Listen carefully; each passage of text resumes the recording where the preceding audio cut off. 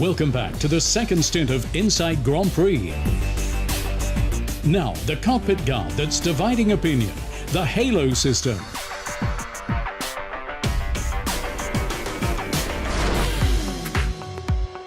Formula One is getting a new face.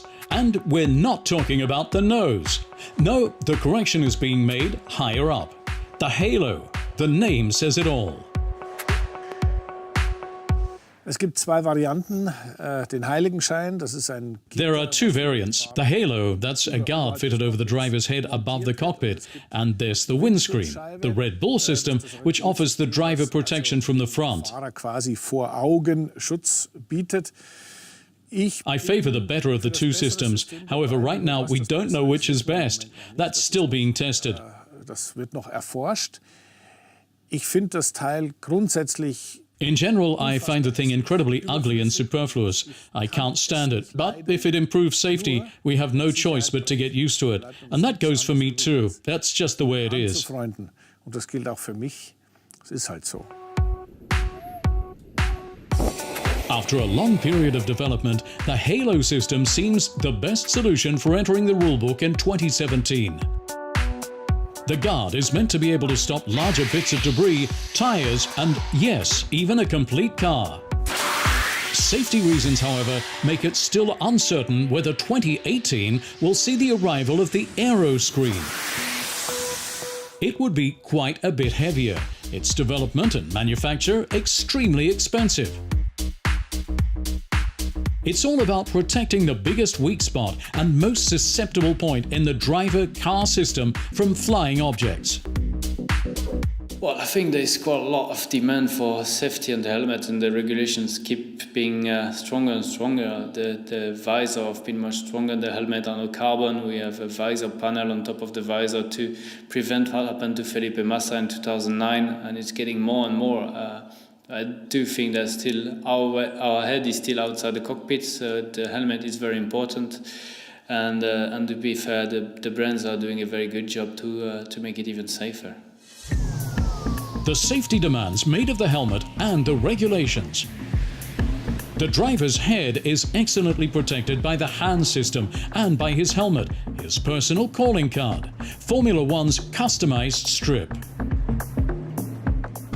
Turquoise, number 6 on the top, American football style, and then the chrome visor, which I'm trying to get a little green touch in there, like a turquoise in the chrome visor, but it's difficult to make. The technology, they're having some difficulties, so I'm waiting for that. Hopefully it'll come through. Really super light helmet, you know, they've done an incredible job. Full carbon, costs a fortune, really, like £15,000, something crazy.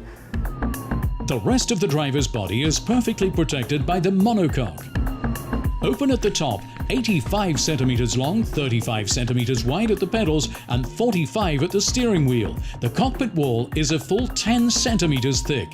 The driver has to be able to escape from it within 5 seconds. With a canopy, that would be hard to achieve. Another reason for backing the halo. Lots of fans and some drivers, however, are also not enamored of the halo's look.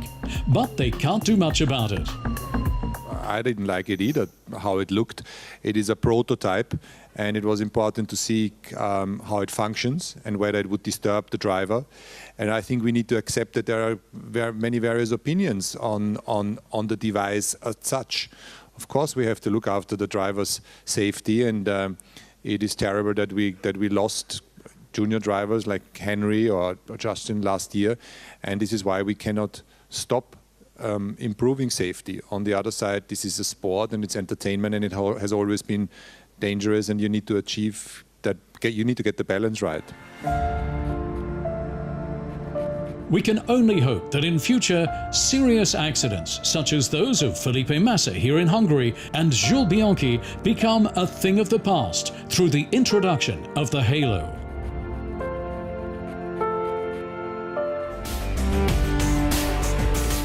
On we go with Hungary's first and only Formula One driver. Undisturbed and unknown, a Hungarian motorsport legend walks here through the center of Budapest. Zsolt Baumgartner is the only Hungarian ever to have raced in Formula One. That was in 2003 and 4 with Minardi. In a swanky hotel in the city centre, Inside Grand Prix meets up again with the now 35-year-old, 12 years after his career ended, for an exclusive interview. Your F1 debut was in 2003, and at your home Grand Prix no less, the Hungaroring. What's that like for a driver? That's a very stressed moment, especially with all the experienced driver around you, and you never started on your own Grand Prix yet, and you know you have all the pressure, all the politicians, all the the local people are there, and that's a very tough moment. You have to handle that. As a Hungarian, how were you accepted by the Italian Minardi team? I had a really difficult time at the beginning of the season to get myself accepted by the Italian team. There was already a year ago another Italian driver who was basically the cheered driver for them. You were with Minardi for one season. What moment will you never forget? Basically, the debut, that was awesome. The other big moment was basically for me, Indianapolis, where I could score the point for Minardi. The joy what I got from the team, it was like winning the race. So that was a big thrill for them. How was it that your F1 career ended in 2004 after just one season? Basically, it's because of funding, I would say. I didn't have any real sponsors who could back me from this Hungarian market. So, and that was the reason why I had to stop. I spent some years or 1 year in the United States in the Champ Car with Paul Stoddard, who was the Minardi team owner. So I got from him this opportunity, and still today, when I do these promotional runs during the Australian Grand Prix and some other events with the two-seater car, basically that's operated also by him. Why, after you, has there never been another Hungarian in Formula One? Because it has just, I think, an economical reason, and as well there is no such systematic build-up for drivers, which I have done.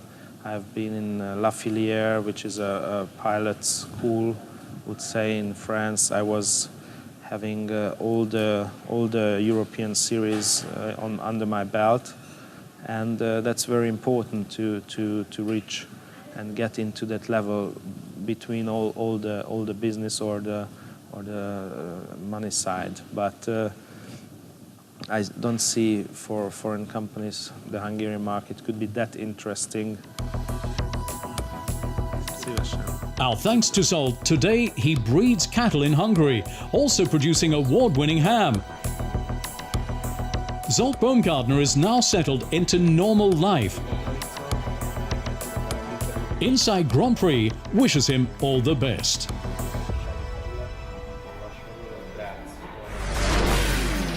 Social media mania. The stars and their posts very publicly private. Lewis Hamilton continues to creep up on his teammate and is floating on air. Back-to-back wins and his fourth at Silverstone, now level with Nigel Mansell. Even the safety car's not safe from him. Reason for sure to milk the celebrations. Are we due for a change of leader in Hungary? The family for now is not certain. Smile. No, no smiling. Rosberg's engine stutters and the radio interjects. A 10-second penalty and important points lost. Both neck and neck again. So now team orders or continuing bumper to bumper. Max Verstappen, soon driver number one at Red Bull. The young Dutchman leaves Ricciardo behind, but the latter certainly won't lose his good mood. Never yet on the podium in Hungary, Felipe Massa, maybe this time with Junior's gear-changing tips.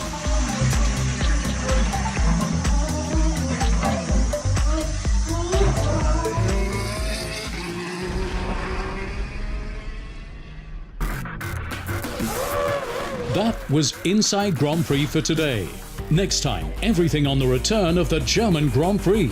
But first, enjoy the race in Hungary.